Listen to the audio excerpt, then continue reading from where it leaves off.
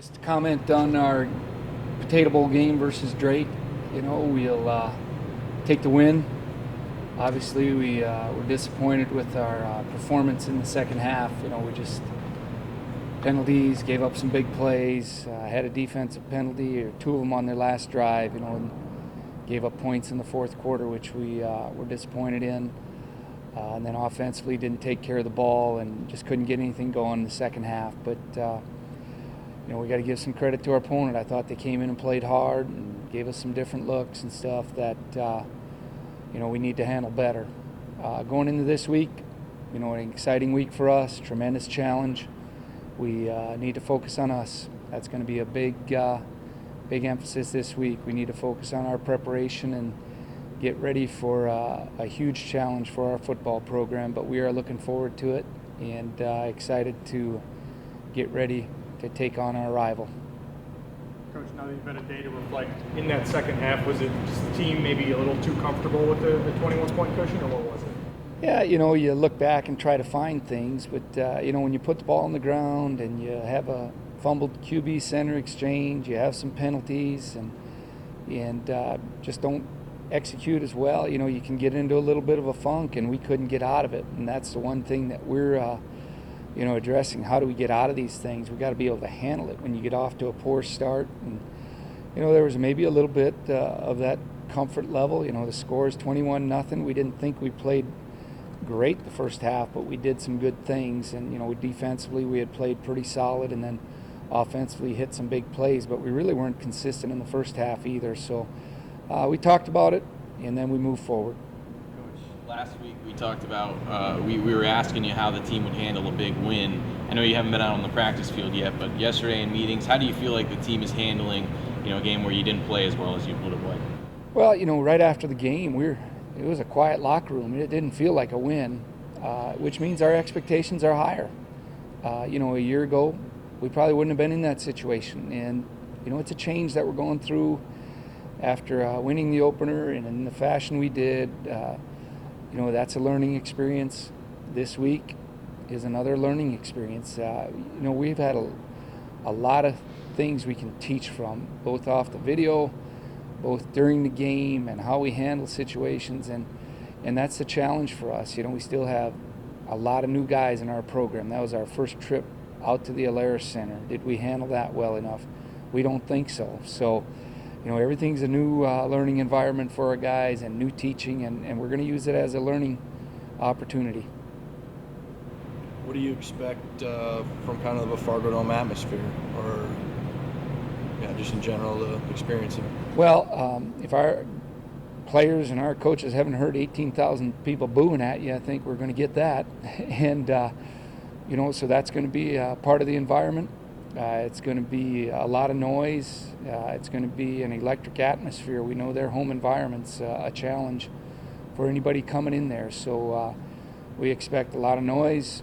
We expect, to keep the focus on the field for our team, which is a real challenge. Their student section is real close to your bench, and their fan base, it's a real tight atmosphere down there. They're right on top of you. So we better be able to handle that situation.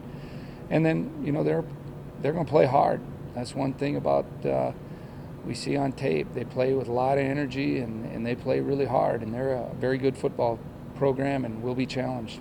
Is there any difference in preparation going into this game? Are you guys doing any kind of silent play calling, knowing how loud it's going to be there, practicing with noise in the background perhaps? Yeah, we practice for noise. We did it last year before we went out to Montana State. We did it this year before we went to Wyoming, and we practice for noise, and we'll do it again.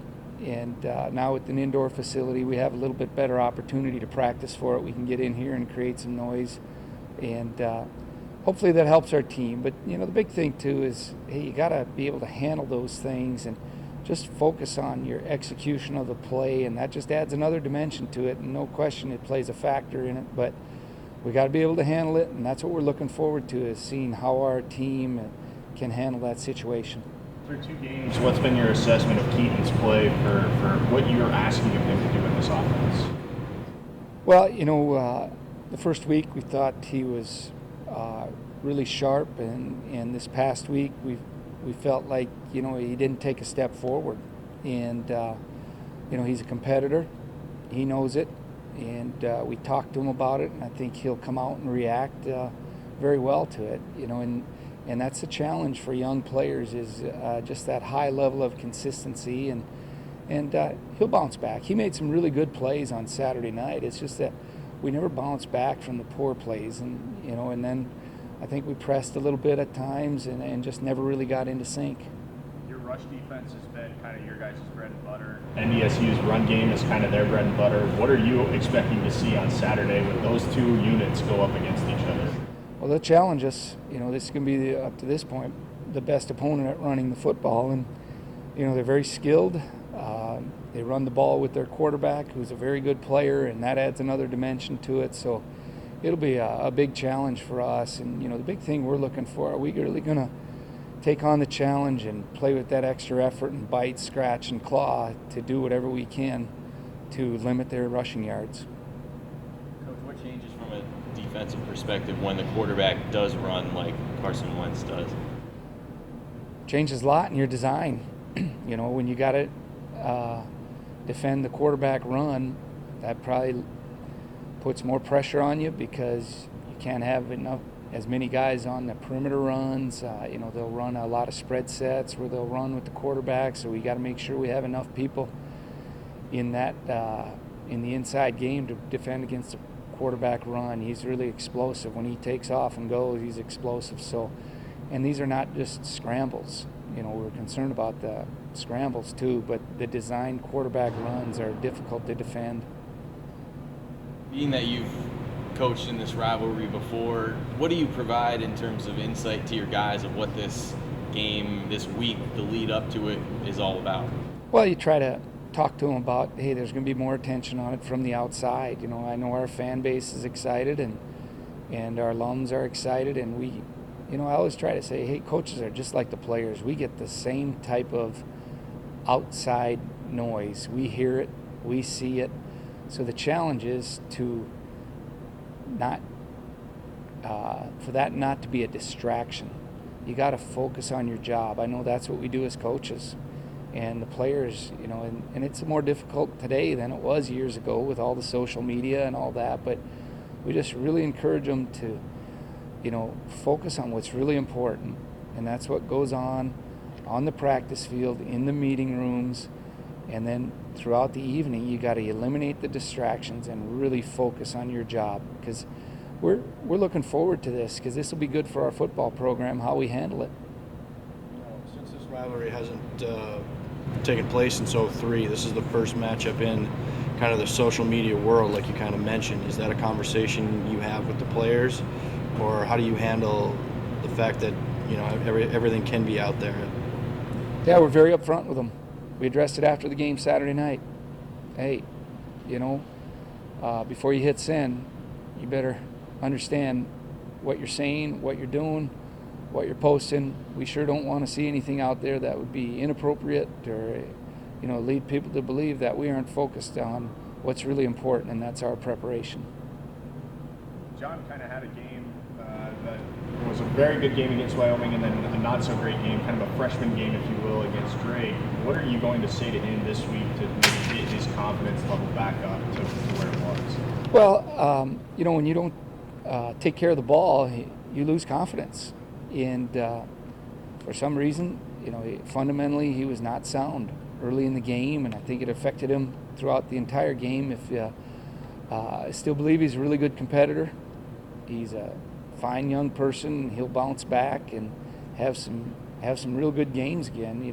His first run of the second half was really a hard-nosed run, and he kind of made a lot of yards on his own there. And he just never really got into a flow, and that was our running game as a whole was not in sync, and that probably frustrated him a bit and all that. But he's got to be able to handle those situations, and and we still believe in him, and he'll get better. And we weren't shocked that he put it on the ground once.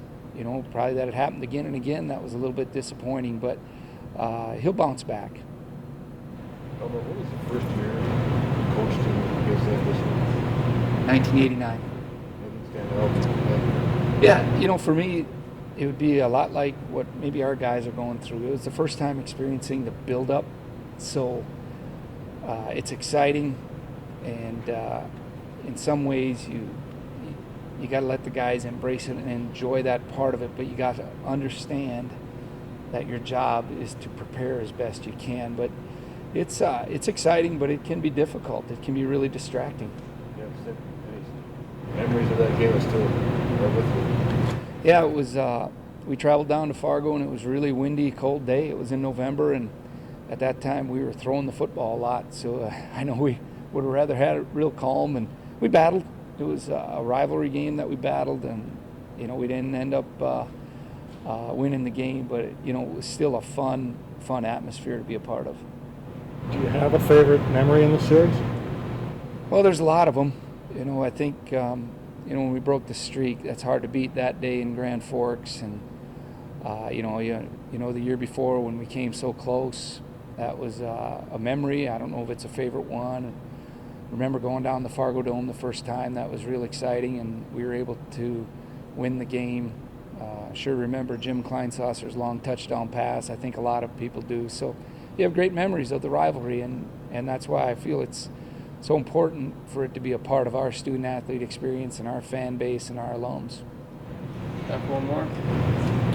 So you guys use kind of this game as a recruiting tool to kind of show, the other schools. Obviously, they're not going to be able to play in this game if you do get some freshmen that might be able to play in 2019. But in a bigger picture standpoint, where is this game for you guys?